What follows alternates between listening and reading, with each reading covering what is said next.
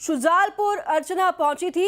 2 दिन शुजालपुर में रही थी अर्चना तिवारी और फिर शुजालपुर रहते वक्त मिसिंग खबर भी चल रही थी। ये बड़ी अपडेट आपको बता रहे हैं। जिस दौरान अर्चना तिवारी को ढूंढा जा रहा था, मिसिंग खबर मीडिया रिपोर्ट्स में चल रही थी, उस वक्त शुजालपुर में अर्चना तिवारी मौजूद थी। सारांश ने ही अर्चना को नेपाल जाने के लिए कहा था। सारांश, जिससे कि बताया जा रहा है अर्चना तिवारी का प्रेम प्रसंग था, उसने ही अर्चना को नेपाल जाने की हिदायत दी थी। तो वहीं मामला ठंडा होने पर वापस आने का भरोसा भी सारांश ने दिलाया था। तो ये पूरी साजिश जो रची गई थी, इसका पर्दाफाश हो गया है।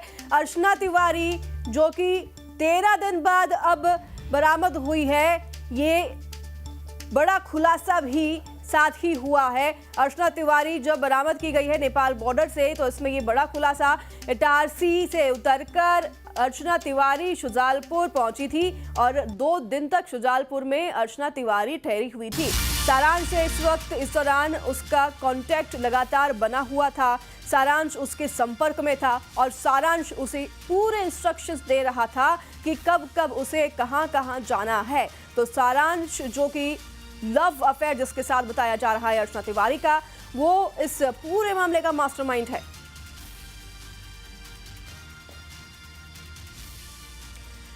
तो अर्चना केस में ये बड़ा अपडेट सामने आया है, बड़ा खुलासा हुआ है। ट्रेन से लापता हुई अर्चना, इस पर ये अपडेट सामने आई है कि अर्चना इटारसी उतरी थी और फिर इटारसी से 2 दिन के लिए शुजालपुर गई, जहां पर वो रुकी हुई थी।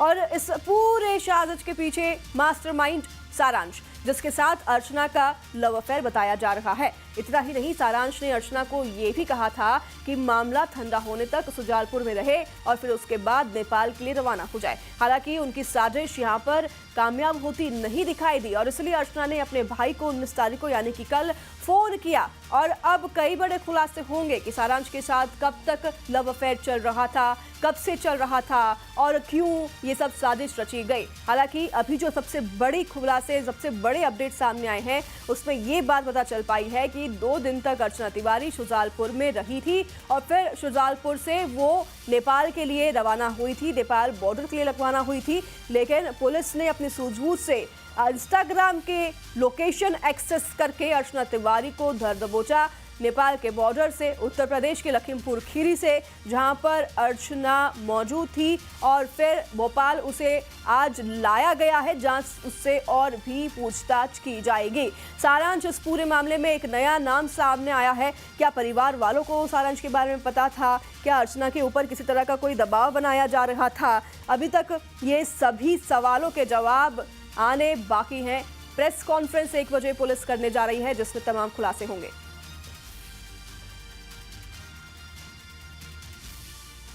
हमारे साथ हमारे संवाददाता शैलेंद्र जुड़ गए हैं, रुक करेंगे शैलेंद्र, अब ये तमाम बातें अब जो सामने आ रही हैं, सारांश के जो नाम सामने आया है कि शुजालपुर में रुकी हुई थी 2 दिन, इस पूरे प्लानिंग के पीछे एक मास्टरमाइंड कहा जा सकता है कि सारांश है, जिसने पूरे इंस्ट्रक्शंस दिए किस तरीके से अर्चना को कहाँ रुकना है, कब ठहरना है और कहाँ जाना है।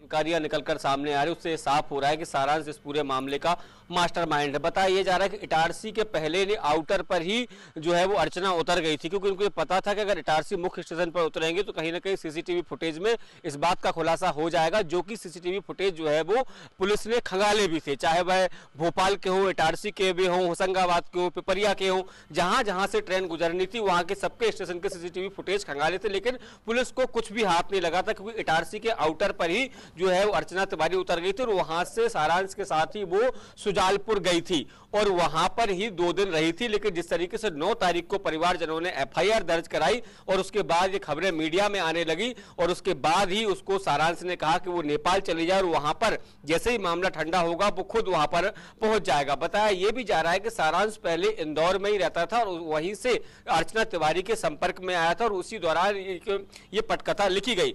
और एक बात जरूर है, जिस तरह को जीआरपी जीआरपी ने भी पहले ये बात कहीं ना कहीं उनको लग रही थी कि पुलिस से परिवारजन कुछ ना कुछ बात छुपा रहे हैं। शायद वो बात यही थी कि सारांश से उसके जो संपर्क थे, इस बात को कहीं ना कहीं छुपाया गया। लेकिन जिस तरीके से पुलिस ने इस पूरे मामले में सूझबूझ दिखाते हुए अर्चना तिवारी का जो पुराना मोबाइल नंबर था उसके जब कॉल डिटेल खंगाले तो उसमें सारांश का नंबर बार बार सामने आ रहा था। और यही कारण है कि जीआरपी पुलिस ने सारांश को बुलाया, उससे पूछताछ की और पूछताछ में इस बात का खुलासा हुआ कि वो अपना मोबाइल जरूर छोड़ के गई है, लेकिन एक नया मोबाइल उसके पास है, उसमें एक नया सिम कार्ड भी है। और उसी के आधार पर पहले जीआरपी पुलिस को दिल्ली रवाना किया जाता है और जब वो दिल्ली से रवाना हो जाती है तो एक टीम जो है वो लखीमपुर खीरी पहुंचती है। तो ये पूरा घटनाक्रम जो है वो एक के बाद एक लगातार उसकी कड़ियां जुड़ती जा रही हैं।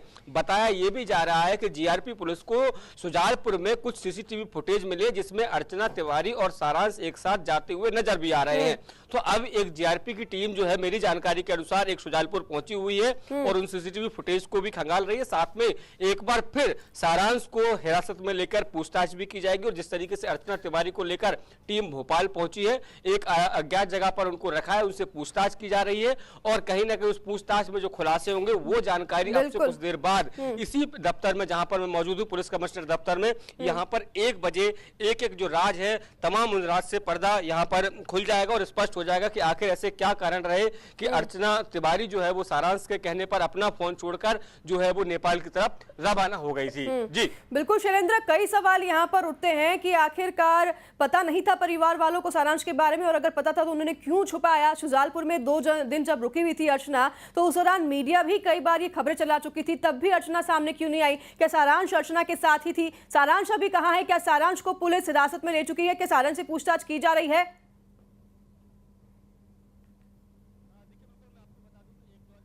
पूछताछ की थी और उसी के आधार पर अर्चना तक पुलिस पहुंची है।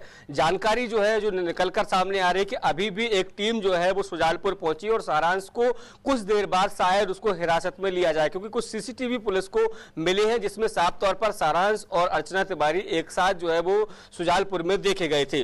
तो अभी एक टीम की जानकारी वहां पहुंचने की जानकारी जरूर है। हालांकि अभी आधिकारिक तौर पर यह नहीं कह सकता कि उसको हिरासत में लिया गया है या नहीं लिया गया, लेकिन 2 दिन पहले ही जरूर उसको हिरासत में लिया गया था, उससे पूछताछ भी की गई थी और उसी के आधार पर जो है वो अर्चना तिवारी तक जो है वो पुलिस पहुंची है। तो ऐसे में सारांश का जो रोल है इस पूरे घटनाक्रम में बहुत महत्वपूर्ण है और ऐसे में निश्चित तौर पर उसको भी हिरासत में लिया जाएगा और निश्चित तौर पर उसको अर्चना तिवारी के आमने सामने बैठाकर भी पूछताछ की जाएगी। क्योंकि कई बार ये देखने में आता है कि जब अलग अलग पूछताछ होती है तो कुछ और बयान होते हैं, लेकिन जब सामने बैठाया जाता है तो दोनों के बयानों को मेल कराया जाता है कि जो 2 तरह की बातें सामने निकल कर आ रही है। क्योंकि अब तक की जो जानकारी है वो यही है कि आउटर पर इटारसी के आउटर पर उतरी थी, वहां से सारांश के साथ वो शुजालपुर गई थी, 2 दिन वहां रुकी थी और उसके बाद फिर दिल्ली और फिर उसके बाद नेपाल बॉर्डर की तरफ वो रवाना हुई थी। जी शैलेंद्र, भोपाल पहुंच चुकी है क्या अर्चना वहां पर पुलिस के साथ, और किस तरह की वहां पर तैयारियां हैं? क्या वहां पर पूछताछ शुरू की जा चुकी है? क्या अर्चना के परिवार वाले भी वहां पर पहुंच चुके हैं?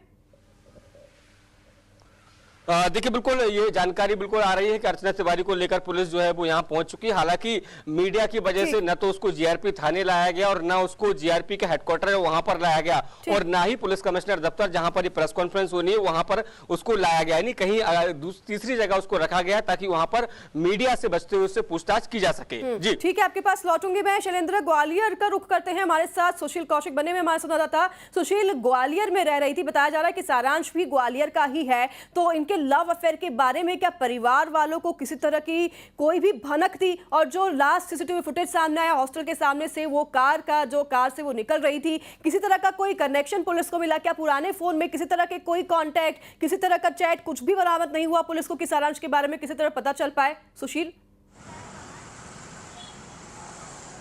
बिल्कुल सही बात। देखिए, जीआरपी कटनी की टीम और जबलपुर की टीम ग्वालियर पहुंची थी, जिसमें ये सामने आया था जांच के दौरान कि ग्वालियर के रहने वाले सिपाही राम सिंह तोमर ने अर्चना का इंदौर से ग्वालियर के लिए टिकट कराया था। इसी आधार पर उससे पूछताछ के लिए पहुंची थी।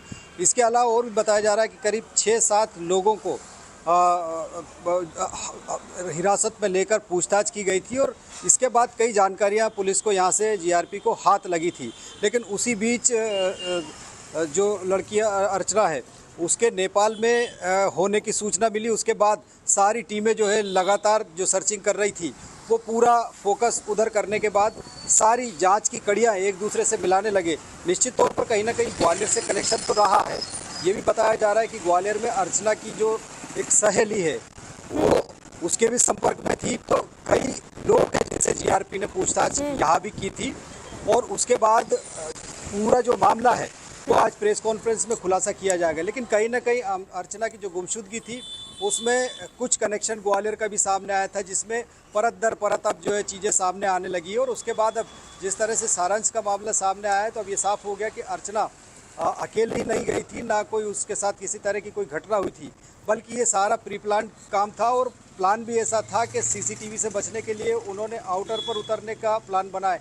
इसके अलावा वो हर जगह सीसीटीवी से बचने की प्लानिंग कर चुके थे, लेकिन हर जगह सीसीटीवी होता है ये भी बात किसी से छिपी नहीं है। तो निश्चित तौर पर सुजालपुर में भी उनके सीसीटीवी फुटेज ठीक है, आपके पास लौटेंगे सुशील। हमारे साथ कटनी से नारायण गुप्ता भी बने हुए, मैं संवाददाता नारायण का रुख करेंगे। कटनी में नारायण, किस तरह की वहां पर स्थितियां हैं? परिवार वालों से क्या किसी तरह का कोई बातचीत, कोई कनेक्शन, कुछ भी संवाद हो पाया है? क्या परिवार वालों को थोड़ी भी भनक थी? और ये सारांश नाम जो सामने आ रहा है, कौन है सारांश? कब से अर्चना उसको जानती थी? कहाँ से दोनों का बातचीत शुरू हुआ? कोई भी जानकारी नारायण? जी बिल्कुल, जिस तरह से अर्चना अब मिल चुकी है, 13 दिन बाद मिली है कि बड़ी परिवार वालों ने बड़ी खुशी जाहिर की है। हालांकि सारांश कौन है इसको लेकर ना ही परिवार वालों को मालूम है, ना अभी तक उसके लेकर कोई बयान दिया है। हाँ, ये बात जरूर सामने आई है, उनके भाई अर्पण सामने आए हैं न्यूज़ 18 की टीम से। उन्होंने बताया है कि जिस तरह से मीडिया में चल रही है, हमने लगातार सहयोग किया है, मीडिया का हो या रेल पुलिस का, लेकिन कुछ बातें हैं जो भ्रामक तौर से चलाई जा रही है। इन सब चीज़ों पर विराम लगाने के साथ ही उन्होंने एक जरूर बताया कि कटनी में कल निश्चित ही तौर पर अर्चना तिवारी लौट सकेगी। हालांकि ये तक अभी स्पष्ट नहीं हुआ है कि भोपाल में अभी पूछताछ होगी, क्या कुछ निकलेगा, चूंकि कई कड़ियां। नारायण, जब आखिरी बार फोन किया था, कल जब फोन किया था अपने भाई को अर्चना ने, तो उसने क्या बातें कही थी, क्या बातचीत दोनों के बीच में हुई थी, इस बारे में कोई जानकारी नारायण? जी बिल्कुल, उनके एक मुंह बोले भाई हैं दिव्यांशु मिश्रा, जो युवा कांग्रेस के जिलाध्यक्ष हैं। उन्होंने ही सबसे पहले पुष्टि की थी कि अर्चना से बात हुई है, उनकी मां ने भी बात की है। उनका ये भी कहना है कि अब वो सुरक्षित है, इनका जो दावा है अब कहीं ना कहीं सच होता साबित दिख रहा है। और ये भी कहीं ना कहीं देखा जाए कि ग्वालियर में राम सिंह तोमर का कनेक्शन जुड़ता है, फिर वो दिल्ली बताई जाती, वहाँ जाती, फिर वो जिस तरह से नेपाल बॉर्डर से दस्तयाब की जाती, तमाम बिंदुओं को लेकर रेल पुलिस जाँच कर रही है। अब ये बात स्पष्ट हो चुकी है, वो दस्तयाब है और रेल पुलिस उससे लगातार पूछताछ करेगी और वो कैसे चलती ट्रेन से लापता हुई और किन किन लोगों की कितनी संलिप्तता रही और ये इतने समय तक कैसे, मतलब पूरी क्या पहले से इनकी पूरी प्लानिंग रही या फिर कुछ दिन पहले ही उन्होंने सब कुछ तय कर रखा था। इन तमाम चीज़ों को लेकर पूछताछ अभी जारी होगी और निश्चित तौर में ही कुछ बड़ा खुलासा उसमें होना निकलेगा। ठीक है नारायण, आप नजर बना रखिए, आपके पास लौटूंगी। भोपाल से हमारे साथ हम लगातार बने हुए शैलेंद्र रुख करेंगे शैलेंद्र का। शैलेंद्र, ये तमाम बातें कि इटारसी उतरती है अर्चना और फिर इटारसी से वो शुजालपुर जाती है, वहाँ 2 दिन ठहरती है, फिर उसके बाद वो नेपाल बॉर्डर लखीमपुर खीरी पर पहुँचती है, सारांश एक नाम सामने आ रहा है। आप नज़र बनाए रखिए भोपाल में, अब जब आ चुकी है अर्चना तो वहाँ से किस तरह की मूवमेंट होगी, आपसे अपडेट लेते रहेंगे। फिलहाल बहुत धन्यवाद आप तमाम लोगों का, तमाम जानकारी साझा करने के लिए। सुशील आपका, नारायण आपका, शिवेंद्र आपका।